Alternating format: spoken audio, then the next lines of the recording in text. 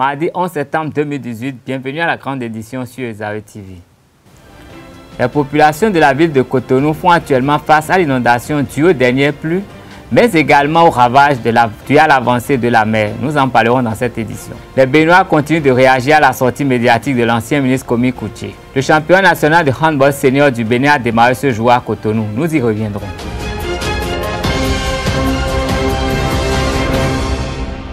Mesdames et messieurs, bonsoir. La dépouille de l'ancien secrétaire général des Nations Unies, le Ghanéen Kofi Annan, sera inhumée le jeudi prochain au Ghana.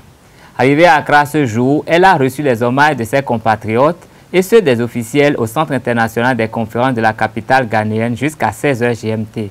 Décédé le 18 août passé à l'âge de 80 ans des suites d'une courte maladie, Kofi Annan est le premier secrétaire des Nations Unies originaire de l'Afrique subsaharienne. 11 septembre 2001, 11 septembre 2018, 17 ans que 4 avions détournés se sont écrasés sur la World Trade Center à New York, le Pentagone et en Pennsylvanie. Des attentats signés Al-Qaïda, la nébuleuse de Oussama Ben Laden, qui laisse les États-Unis et le reste du monde sous le choc. Chaque année, les États-Unis se souviennent des attentats meurtriers et des 3000 victimes mortes dans l'effondrement des tours jumelles suite à la collision avec les avions détournés.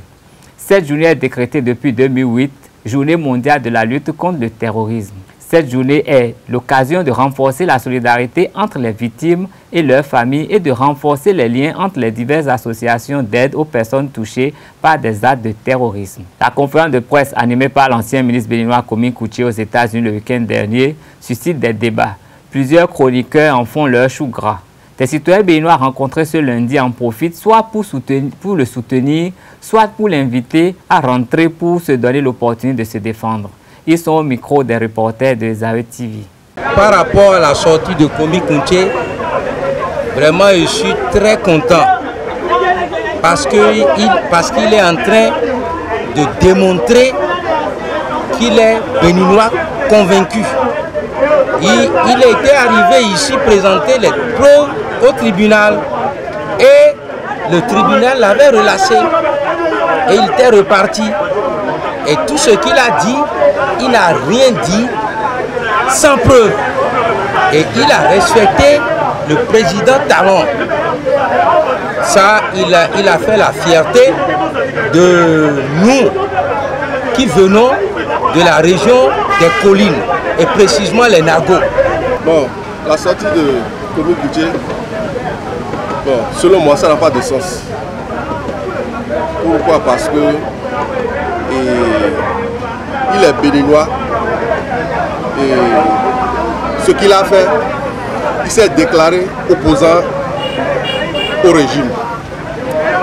Normalement, si tu es un opposant, il doit réunir les gens du pays et leur parler. Mais il n'a pas fait ça, mais il a fait ça à l'étranger. Bon, moi, je vois que peut-être qu'il se reproche quelque chose. Parce qu'on a vu, on a entendu la fois passée, le gouvernement ou bien le procureur a envoyé une lettre à l'Assemblée, la levée de son immunité. Bon, ce qui est en cours. Et c'est maintenant que lui, il s'est déclaré opposant. Moi, je vois qu'il se reproche quelque chose. Et si Komi Kouché ne se reproche rien, il n'a qu'à venir au pays. Parce que l'État t'a confié quelque chose à gérer. Et à la fin de ta gestion, l'État estime qu'il y a de mauvaise gestion. Et on te demande de venir expliquer. Et il est resté là-bas, soit dit quoi là. Moi, je ne le comprends pas. Concernant la sortie de ex-ministre de l'économie et des finances, résident actuellement aux États-Unis, sa sortie a motivé un peu la classe politique du Bénin. Et il s'est déclaré opposant à partir de maintenant. Moi, je le félicite d'avoir le courage de le dire. il y a un arrêté en place, soi-disant, poursuite de l'ex-ministre.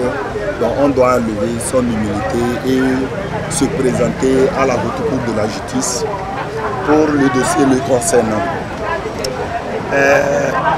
En même temps, on nous fait comprendre que son passeport a été annulé.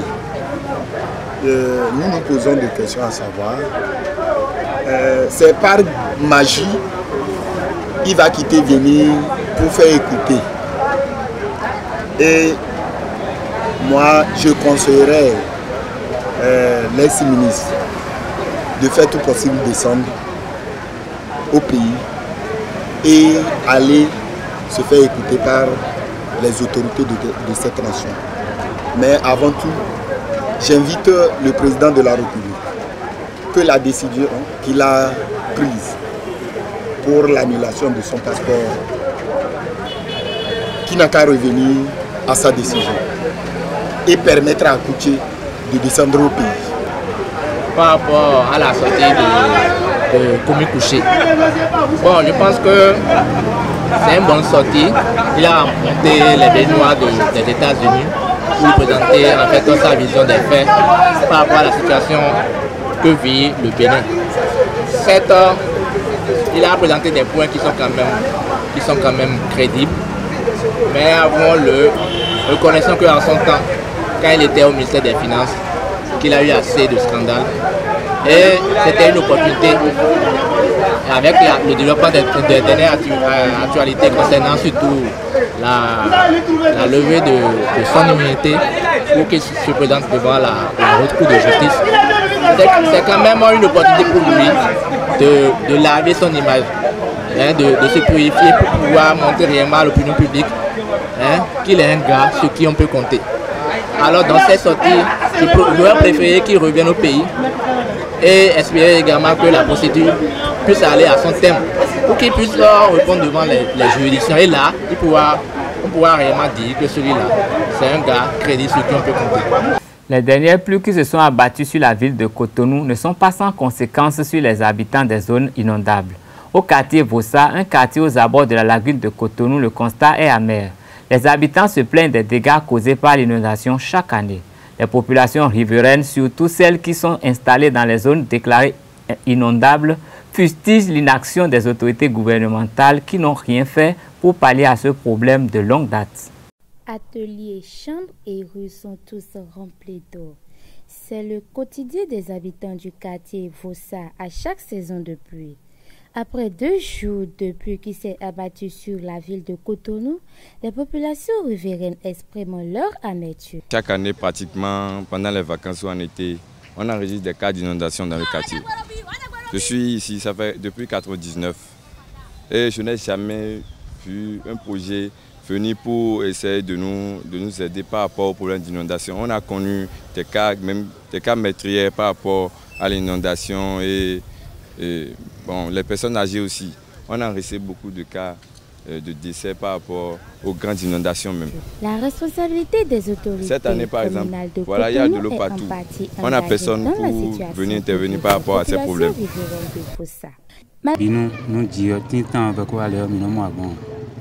Même bon si do mi awa zo garage vont me finir bon fide si on connaît bon bon mais non moi bon et ça mais ça bon ba hodo alioji après à mon fille si on bon dire bon bio no ko me donc mais ka ça ba hodo et à l'idée de bon si na kondio mais ça ba hodo si bien que nous dio ja si on sono mo teme bon ya to ba me bi apon ko le gbe ka te fi bi ni si bon ko le gbe bi on fait des milliers de sous quand on a sorti bon vu pas ce qu'on a doit faire bien encore nous si on met les de pas mais si vous garez moto pour la soirée là bon il y a un autre c'est meilleur et na blois il na blois étant si depuis et bien de faire quand même. La mairie n'a pas achevé le chantier ouvert pour nous soulager, clament les riverains. Ça fait c'était en 82 comment vous savez mais chaque année on tourne bami tourne bami on non tu sais les mains ma wa bleu ba ya kazi ou ça sinon Et ça fait il y a 14 ans. Mais le gouvernement me comprend. Et il veut tout voir comme ici, et surtout la mairie, un petit waya. Donner la économie à ya, carnivore sin dehors, et un carnivore sin dehors, il peut voir où il peut voir. Le progrès est con. Dès que 2011, et quand il y a mais on a nettoyé nous carnivore sur c'est difficile. Il y a un bloc construit, il y a un caterpillar qui barre à finir, caterpillar va se dire et un accouso. Bon, on va ça, bon, mon satisfaction de vous ça aider à population car de vous ça, population de vous ça, mais pas les big bébé Cindy. Selon les habitants du quartier de Vossa, le gouvernement du président Patrice Talon doit tout mettre en œuvre afin d'éviter une telle situation pour la prochaine saison pluvieuse. À l'issue des travaux confortatifs réalisés sur l'épi numéro 7 à l'est de Cotonou dans le cadre de la lutte contre l'érosion côtière, la situation s'est aggravée à PK11 au quartier Saint-Yves. Entre lamentation et contestation, les populations sont impuissantes face aux vagues de l'océan Atlantique qui s'octroient plusieurs mètres de terre chaque année. Ainsi, plusieurs habitations ont été emportées par les vagues. Soucieux de trouver des solutions à cette situation dramatique, l'association de développement du quartier Saint-Yves donne l'alerte afin de susciter une prompte réaction des décideurs. Je vous invite à suivre le secrétaire général et la vice-présidente de cette association.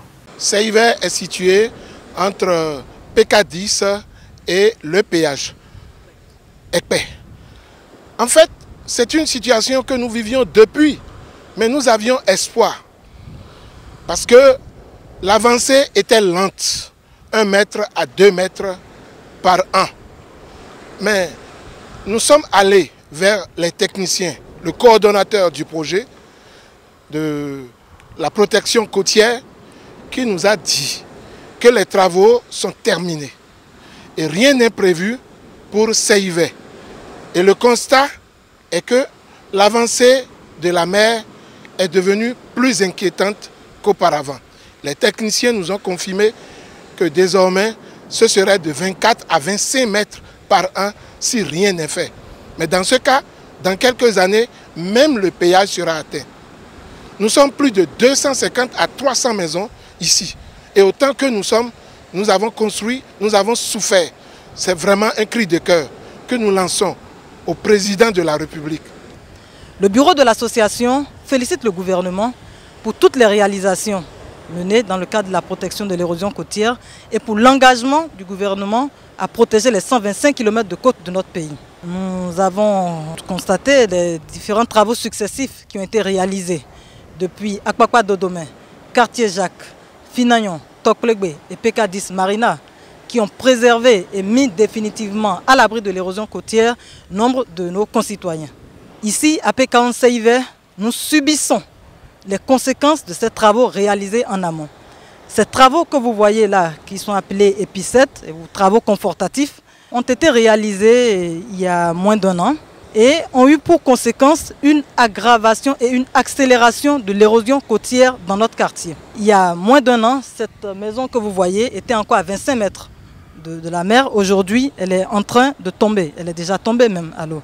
Alors, ces travaux, en quoi ont-ils consisté? Ils ont permis à nos voisins de PK10 de gagner du terrain sur la mer, comme vous pouvez le constater. Et en contrepartie, nous, tout ce qui a été gagné à PK10 a été rogné de notre côté et continue de le faire. Les techniciens dont le bureau s'est rapproché nous ont expliqué que c'est une situation normale qui est connue. Il est connu que lorsqu'on fait des travaux d'épi, ça protège à l'ouest, mais ça ronge à l'est. Nous avons aujourd'hui le malheur d'être situés à l'est de l'épi et nous lançons un appel aux autorités de notre pays, singulièrement le chef de l'État, afin que, tout comme nos autres concitoyens des autres quartiers, nous puissions être préservés. Nous sommes confiants que notre appel sera entendu. Nous sommes confiants que le chef de l'État ne laissera pas des citoyens qui ont toute leur vie durant travaillé à se construire un logement décent devenir des sans-abri. Ce serait vraiment humiliant pour des pères et mères qui ont travaillé et construit leur logement au prix de la sueur et de la peine, se retrouver dans une situation précaire. Il sera organisé du 3 au 17 novembre prochain, le bicentenaire du sac du roi Guézo. Dans cette perspective, le comité d'organisation était au cabinet du président de la Cour constitutionnelle au début de ce mois. Le porte-parole du comité d'organisation rappelle le contexte de l'ascension du roi Guézo au trône de Rouébadia. Alors, Dada Guézo est un fils du roi Gonglo. Il est aussi le frère à Nukonu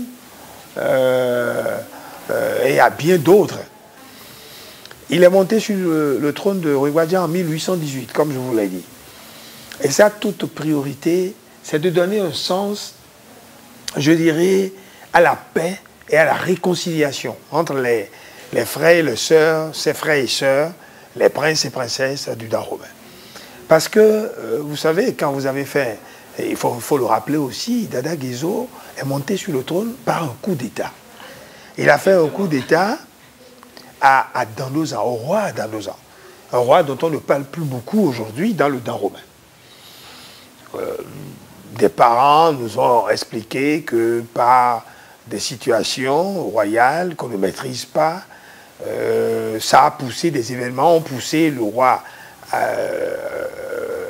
Guézo, qui s'appelait le prince Gakpé, et qui a pris le pouvoir. Donc la priorité, c'était de conforter les princes, les princesses, et de trouver l'entente et la réconciliation. Parce que quand vous faites un coup d'État à quelqu'un, à un autre roi, qui a des amis, qui a des alliés, qui a des frères, qui a des compagnons, il faut faire en sorte que tout le monde soit concerné et que votre pouvoir ne soit pas décrié. C'est l'allégorie de Adjalazen Guézoton, de la jarre percée, où le roi disait, si tous les fils du Dahomey venaient par leurs doigts boucher les trous de la jarre percée, alors le pays serait sauvé. En fait, c'est un appel à la réconciliation, à l'entente, à la concorde, à la fraternité, pour que le Dahomey se retrouve et qu'on puisse travailler ensemble pour le faire grandir. Et le roi Guézo, c'est un roi merveilleux. Le roi Guézo est exceptionnel. Il a régné pendant 40 ans, 1818-1858. Du handball dans cette édition. Le coup d'envoi de la phase finale du championnat national de handball senior a été donné ce jour au Palais des Sports du Stade de l'Amitié Général Mathieu Kérékou de Cotonou. Parmi les résultats de cette première journée, Flowers Basketball Club, double tenant du titre, a battu la SEC de Djougou 38-26 en hommes et Asso Modèle 25-16 chez les femmes. Son éternel rival, l'association sportive du port autonome du Cotonou, ASPAC, a quant à elle dominé la SEC de Djougou 31-18. Suivant les impressions de Jean-Luc Assoba, manager général de l'ASPAC, et du capitaine de Flowers, homme Abbas Kora. Un match, c'est un tour. Et il ne faut pas perdre de vue que la particularité de l'équipe d'ASPAC est qu'elle n'a pas son effectif totalement sur place.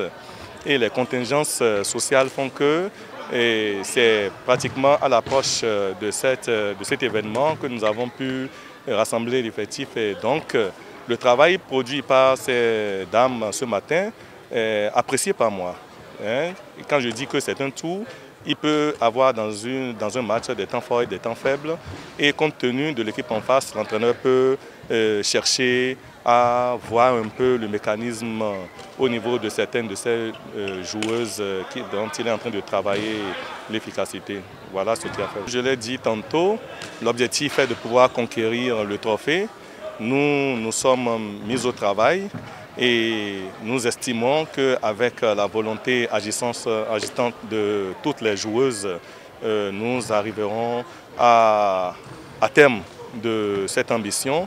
Ce n'est pas le lieu de dévoiler nos stratégies, mais nous vous promettons du beau match et match Flowers ASPAC, ce serait toujours un bon classico à suivre. Je dis que physiquement et techniquement, nous étions un peu plus supérieurs à eux. Ça, c'est de mon point de vue. Donc, nous avons commencé à prendre l'ascendant dès le début. Parce que ce n'est pas toujours facile de jouer contre une équipe, ASPAC ou Flowers, et venir dire qu'on va le battre. Donc, affronter Flowers, c'est déjà un complexe qui est là. Nous allons essayer de les battre. C'est essayer. Donc, nous aussi, nous venons pour nous dire, nous allons essayer de confirmer notre position de leader. C'est ce que nous avons fait. Bon, il faut dire que le championnat pour nous, c'est plusieurs étapes. L'objectif, c'est le trophée. Donc, là c'est l'entrée en matière. C'est pas toujours facile. Nous venons de quand même passer la première étape qui est de gagner les matchs les uns après les autres et parvenir à la finale. L'objectif c'est de gagner la finale, donc petit à petit nous allons corriger les erreurs qui vont se présenter et je pense que tout ira bien d'ici le dimanche soir. De leur côté, les capitaines d'ASEC hommes et dames considèrent leur défaite comme un incident de parcours. Ensemble avec leurs coéquipiers Choukourat Imoru et Aboubakar Ali Garou, envisagent corriger les insuffisances afin de remporter les prochains matchs pour le bonheur de leur entraîneur principal actuellement hospitalisé. Je tiens d'abord à remercier toute l'équipe, tous les dirigeants qui ont fait l'effort de nous amener ici. Parce que d'abord, on a un coach qui est accidenté, donc psychologiquement on est un peu atteint. Mais avec le soutien des dirigeants, on est reconnaissant. Maintenant, par rapport au match, je dirais l'équipe est expérimentée, certes, mais c'est la gardienne. On n'a pas de gardienne, elles ont essayé de faire de leur mieux, mais malgré ça, ça n'a pas donné. On a un match demain contre Entente et on est sûr à 100% de remporter la victoire. Quand je joue face à Flowers, vous savez que Flowers c'est la meilleure équipe du Bénin. Il y a les experts qui sont regroupés déjà. Donc on ne peut, tous nos petits erreurs là, on ne peut pas se coaliser comme ça parce qu'il y a les nouveaux têtes dans la SEC. Mais pour les fois à venir, on va encore enfoncer parce qu'on a l'autre encore match. Physiquement et techniquement, ça moi je dis la vérité. Physiquement, et ils préparent ça proprement. Donc nous on est au nord là, par exemple, on a un souci. Parce que notre coach qui nous manage depuis 5 ans, 6 ans comme ça, là, lui il a fait accident, il a assuré. Donc par rapport, on va gérer avec le deuxième coach pour voir. Parce que d'autres ne respectent pas les consignes que le coach donne. Vous voyez, c'est ça qui pèse sur nous. Mais on a essayé quand même. Mais le deuxième match, troisième match là, Inch'Allah, on va gagner. À ce championnat 2018, c'est de relever le défi et remporter le trophée. Faire plaisir à notre coach qui est couché à l'hôpital présentement. Lui prouver que malgré qu'il n'est pas là, qu'on peut toutefois le défendre, qu'on peut toutefois lui faire plaisir. Chez les hommes, 8 clubs répartis en 2 groupes de 4 chacun participent à ce championnat. En revanche, 7 équipes dames regroupées en 2 poules de 4 poules 1 et de 3 poules autres sont engagées à cette phase finale. La compétition va prendre fin le dimanche prochain avec les finales au niveau de chaque catégorie. Ainsi s'achève cette édition. Merci de rester fidèle à Zawe TV. Un seul réflexe, www.zawe-tv.com.